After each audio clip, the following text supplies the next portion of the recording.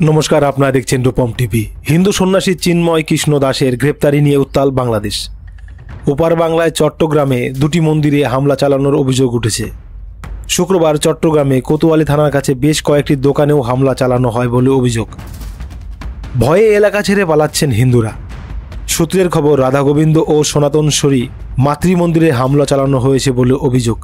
হামলার অভিযোগ উঠেছে বিএনপি দল এবং আরও কিছু সংগঠনের বিরুদ্ধে। হামলার সময় সে দেশের পুলিশ এবং সেনা নীরব দর্শকের ভূমিকা পালন করেছে। হাসিনা সরকারের পতনের পর থেকেই বাংলাদেশে হিন্দুদের উপর অত্যাচারের ঘটনা বেড়েছে। সম্প্রতি চিন্ময় কৃষ্ণ দাসের গ্রেপ্তারি নিয়ে নতুন করে উত্তেজনা জড়িয়েছে।